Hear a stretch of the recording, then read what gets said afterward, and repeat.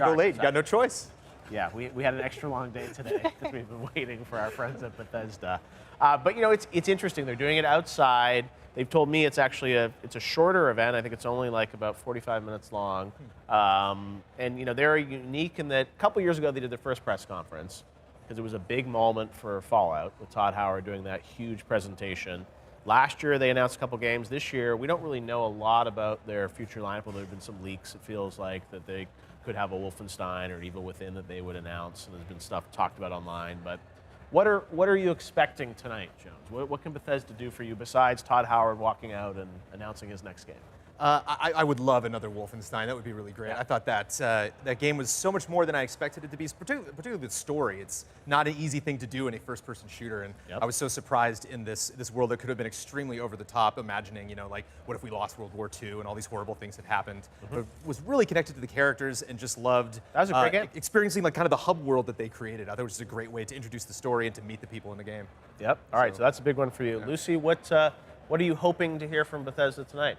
I'm hoping that the rumblings of a sequel to The Evil Within are going to be true. I would love to see more Shinji Mikami. I think that The Evil Within was like, it was a starting point. There were a lot of ideas in that game. Some of them didn't quite work out well, like the story. And if they make a sequel and they make it right, I'll be very happy. All right, so Evil Within, Wolfenstein, Steven.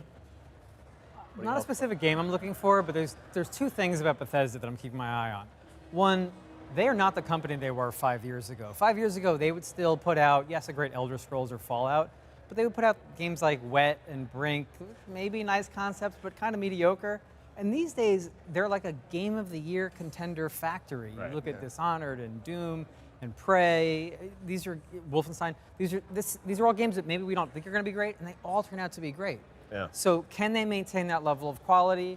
They've actually, I think, earned a lot of credibility and a lot of benefit of the doubt. A lot of these E3 conferences, you should be skeptical with what you're seeing. And I actually think you can put more stock in Bethesda stuff now than you used to. Yep. Other thing I'm looking at, they've gotten really experimental. They are doing VR with Fallout. They're trying out Nintendo Switch with Skyrim.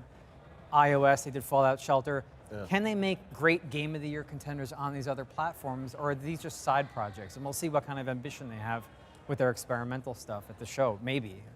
No, it's a great point, and you're right. They always, you know, invest. Even their event tonight, it's like big outdoor press conference. Like they invest, you know, use the trailers they show, the big CG pieces. Like they're very epic in scale. And you're right, the games end up usually being pretty high quality overall, even though they only ship a couple a year. So we talked about. It sounds like Wolfenstein, Evil Within. Those have been rumored. Is there anything else that you know you guys have been picking up tips on, or that you guys would like to see them come out? It sounds, you know.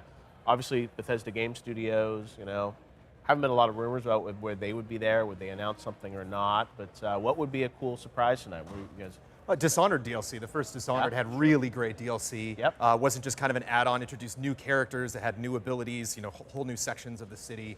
And so I'm really curious to see after, I was surprised. I felt bad because I should have known Dishonored 2 was going to be great because I really enjoyed the first game. But, you know, such accolades for that game. And so really curious to see, you know, based on what they did with the DLC That's for true. the first game.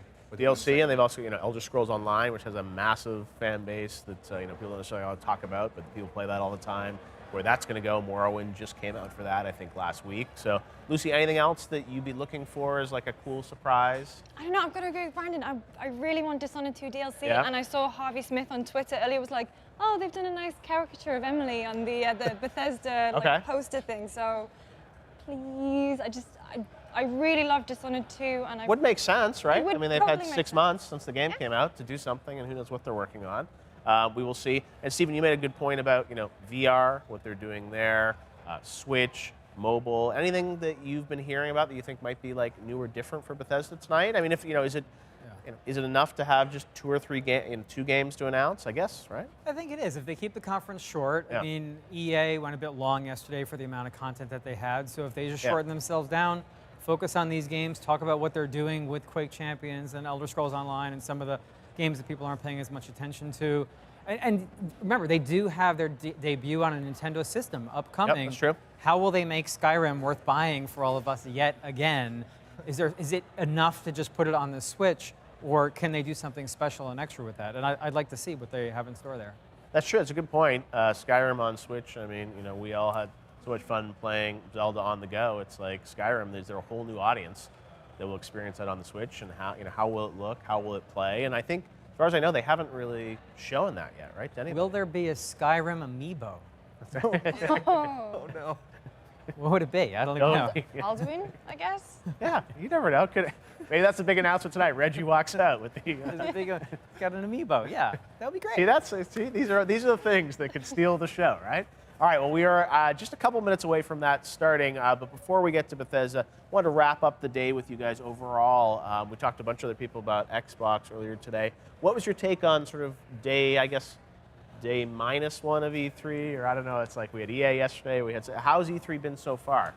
E3's been great. I think, yeah, there hasn't really been a lot of, I thought there was some mixed messaging going on in EA's thing. Like, I don't like to see them patting themselves on the back too much by adding a campaign to Battlefront. It's like, that should have been in the first game. And so it's interesting to see a publisher come around and be like, here's the thing people complained about. We're doing it. So we're not going to stop talking about that over and over again in our press conference. But I thought Microsoft did a great job. I'm dying to play Sea of Thieves. You're really into the Microsoft press conference? Yeah. Okay, good to know. Lucy, what's your take on what we've seen so far? I enjoyed the Microsoft press conference for all of the different variety of games that they showed, but ultimately, I'm still a bit on the fence as to whether I need an Xbox One X in order to enjoy all the stuff that they were showing off. Sure. But I loved what I saw of Anthem. Yes. I'm really glad that sort of public reception towards BioWare is kind of turning back into real positivity, because I thought it was really impressive what they showed. Steven, what's the tail of the tape from Kotaku's perspective? EA, possibly their weakest press conference they've ever had. I think they need to history. They need to rethink how they're presenting themselves, who they're for, what the purpose of their press conference is.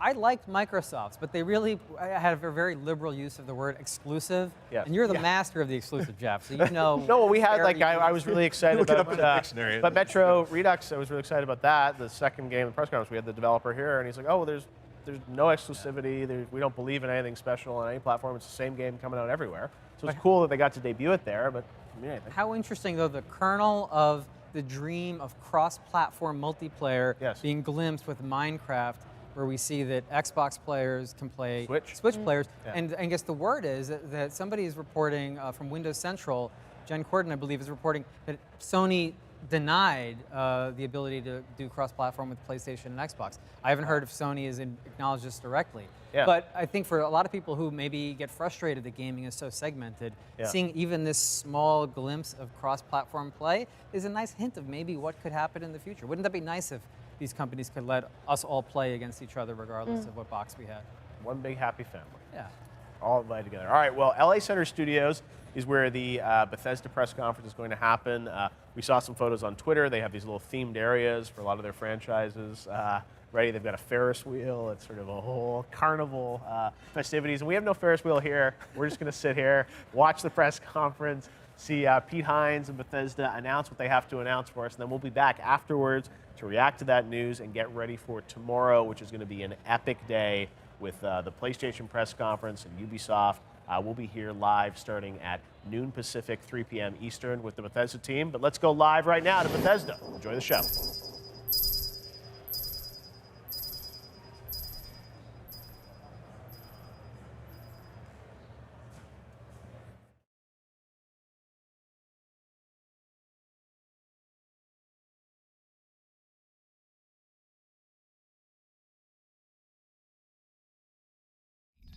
Seven, 6, 5, 4, 3, 2, 1.